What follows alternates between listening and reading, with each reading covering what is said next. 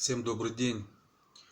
Несколько аргументов, я думаю, которые позволят лучше понять нашу позицию, русскую позицию, российскую позицию. Почему Крым нужно считать российским? Но это моя, сразу скажу, чисто субъективная точка зрения. Ну, как гражданина России, это моя гражданская позиция, я делюсь ею. Вот. Где-то она будет пересекаться с официальной точкой зрения, где-то нет. Но если вам интересно, как думает большинство россиян или отдельно взятые россияне, то я готов вам выложить все эти аргументы. Итак, первое. Почему же Крым нужно считать российским? Ну, во-первых, там прошел референдум в согласии со всеми международными правовыми нормами. И народ, который населяет, а там больше несколько миллионов проживает жителей. Так вот, все эти жители, фактически все, 98 или 97%, я уже не помню цифры, на этом референдуме свободном, совершенно свободном, изъявили свое желание присоединиться и войти полностью всем Крымом, всем населением в состав России. Это первое, юридическая база.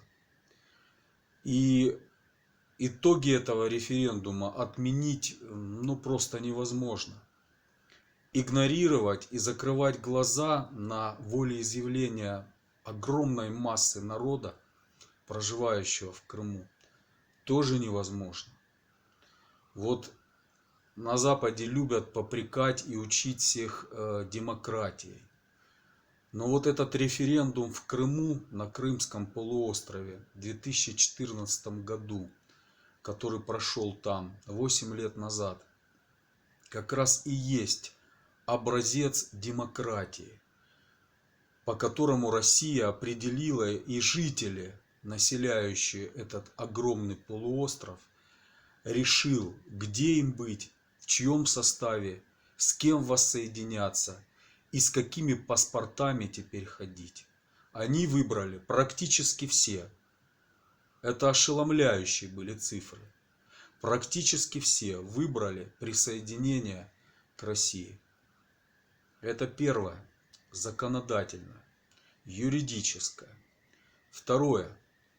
Вот многие говорят и попрекают тем, что Россия посредством зеленых человечков так вот вошла тихо посредством своих войск, вела войска и быстренько под дулом автоматов провела операцию и присоединила полуостров к Российской Федерации. Но, во-первых, дорогие друзья, я хочу вам сказать и напомнить, что в Крыму была группировка российских войск. Она была там всегда. Она ниоткуда не входила. Дополнительные части, конечно, вошли, спецназ и прочее. Но в Крыму были российские солдаты. И были на законных основаниях. Там всегда была российская военно-морская база. И там размещались не только военно-морские силы и корабли, подводные лодки, обслуживающий персонал, боевые расчеты и прочее. Но там размещались и российская группировка войск. Надо это помнить. И говорят, что Крым принадлежит все-таки Украине. Но я хочу задать встречный вопрос. Скажите, пожалуйста, поднимите какие-то документы. Хоть один украинский военнослужащий, хоть один украинский солдат сложил свою голову в открытом бою и противостоянии с российским так называемым агрессором, сражаясь за свой Крым, принадлежащий Украине? Нет, ни один. Тогда о чем речь? Вот я хочу задать вопрос. Вот те, кто меня, особенно мужчины, смотрят, скажите, как вы отреагируете на то, когда в ваш дом, ну, к примеру, ночью, ворвутся вооруженные грабители и начнут бесчинствовать, отбирать ваше имущество, избивать вас и насиловать на ваших глазах ваших женщин. Как вы поступите? Но я не знаю, может быть, есть такие, которые, если на их глазах будут насиловать их жену, дочерей, скажут: ты давай, вот зачем на полу, лучше вот ляжь здесь на мягкую постельку, а я у двери постою, чтобы никто не вошел. Может быть, есть и такие. Но у меня язык не повернется продолжать дальше. Вы будете защищать свой дом, вы будете защищать свое имущество, что есть сил. Вы будете защищать своих близких. И если вам перебьют ноги и руки, вы будете кусаться из последних сил, рвать зубами этих людей. Почему? Потому что в нас заложено это. Это наш дом. Это наши близкие. Это наше имущество.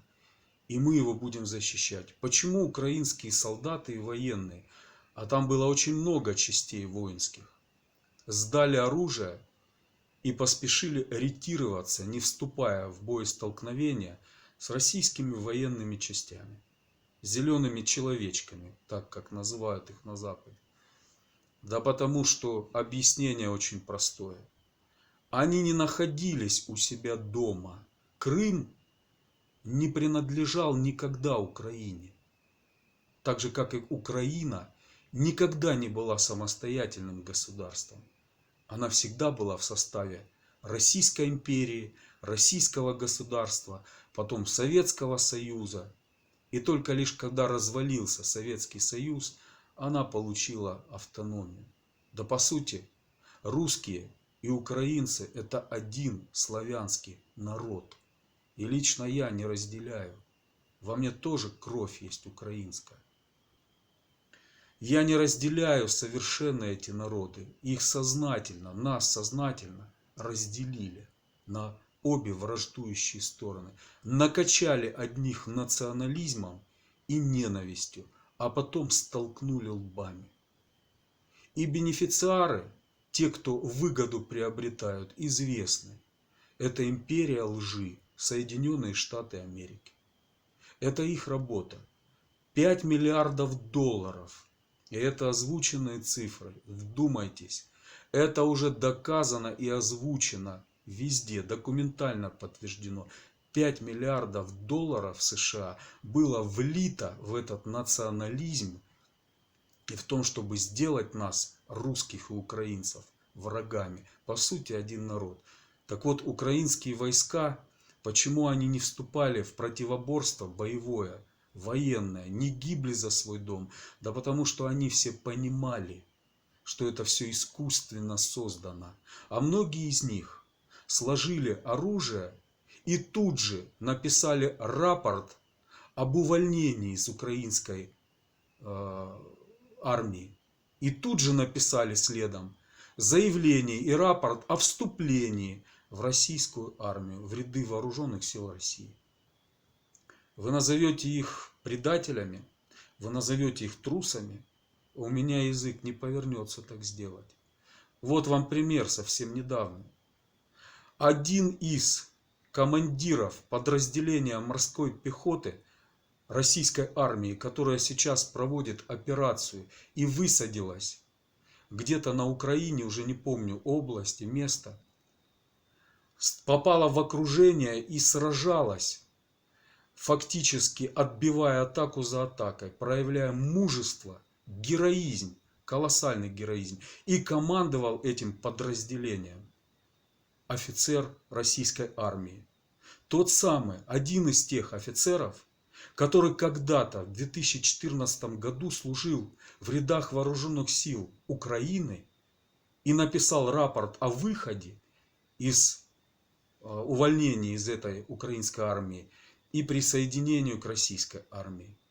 Теперь он трус разве? Недавно президент, и это все знают, подписал указ награждение этого военного, бывшего военного украинской армии, который проявил мужество и героизм потрясающе, спас своих подчиненных, сам сражался вместе с ними, сражаясь с превосходящими силами противника, отбивая атаку за атакой. Его представил президент к награждению и подписал указ высшей воинской награды России – Золотой звезды Героя Российской Федерации.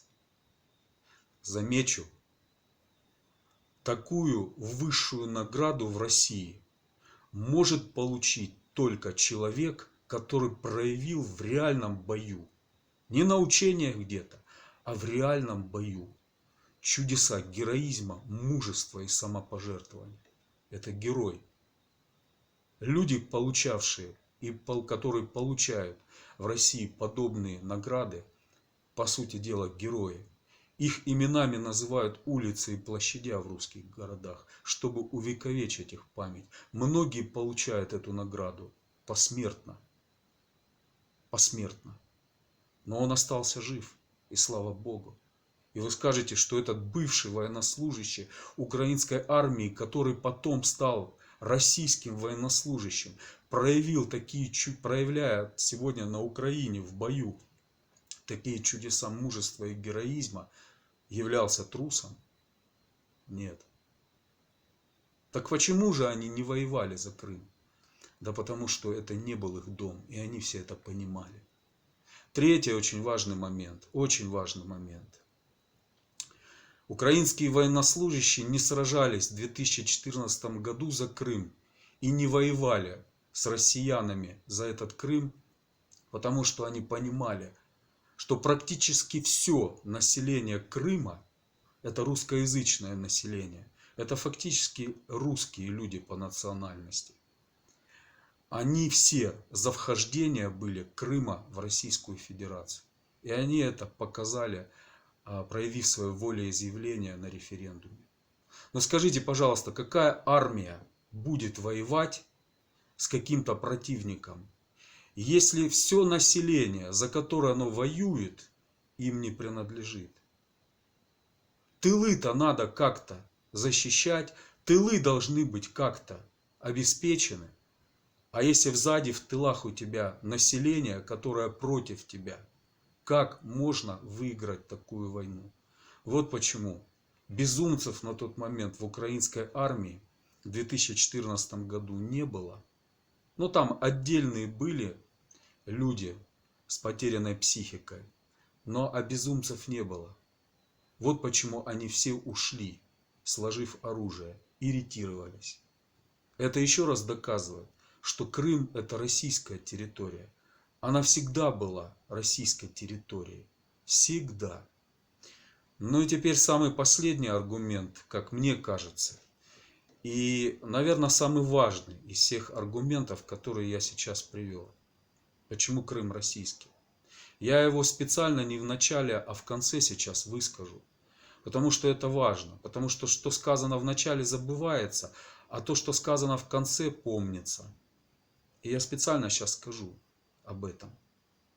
Вы знаете, более 1000 лет назад, 1000 с лишним уже прошло времени, именно в Крыму,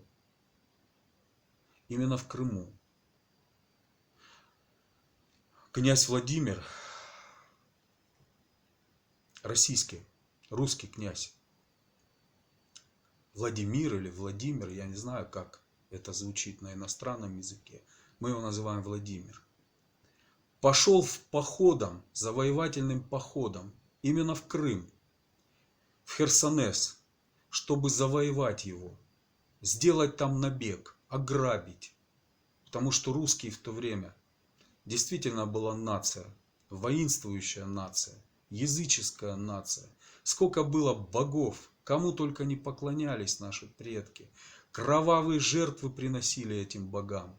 Делали набеги, на них делали набеги. Вели междоусобицу и кровопролитные братоубийственные войны. Князья резали князей. Одно княжество российское делало набег на другое. Враждовали и прочее. Кровь лилась рекой. И вот князь Владимир пришел со своей дружиной, со своим войском, чтобы сделать набег в Крыму. Именно в Крыму. И что там произошло? Там произошло событие, которое просто переформатировало всю матрицу русского народа, всю генетическую матрицу. Там князь Владимир узнал об Иисусе Христе. Именно там, в Крыму, от греческой церкви, христианской церкви. Именно там он узнал о христианстве. И именно в водах Черного моря, этого Черного моря, он принял крещение вместе с частью своей дружины, со многими его последователями. И вернулся в Киев. Киев, оказывается, мать городов русских. Именно в Киев. Оттуда зародилась наша русская цивилизация, за которую сейчас сражаются русские солдаты, выгоняя оттуда нацистов, националистов, фашистов, которые поработили сегодня наш братский украинский народ. И именно из Крыма он принес в Киев, а в последующем распространил по всей русской земле христианство, что переформатировало и просто изменило всю судьбу племен славянских, которые стали христианством. Они приняли христианство. Теперь вы понимаете, что для нас, русских, означает Крым и эта земля. Для нас это больше, чем территория и полуостров. Для нас это место, где зародилась новая русская цивилизация, новый русский мир. Да, можно судить об этом христианстве, оно было греческое, византийское, оно отличалось от католического, тогда был уже великий раскол церкви на католицизм и восточный обряд. Россияне приняли восточный обряд, уже было иконопочитание и много-много всяких отступлений. Но это не совсем важно. А важно то, что русский народ, русские племена, варварские племена, которые истекали кровью, поклонялись всяким идолам, принося кровавые жертвы, и были такие же фактически кровожадные, получили право на жизнь и на существование. Потому что из Библии, из истории Библии мы все читаем и знаем. Те народы, которые противились Господу, оставались в своем язычестве, они уходили с мировой истории. Это была Божья воля. А те народы, которые принимали Господа, вместо его врагов становились на сторону Господа в этой великой борьбе, получали благословение и право на жизнь и существование. Теперь вы понимаете, почему Крым был, есть и всегда будет российским, русской землей. И мы никогда его никому не отдадим.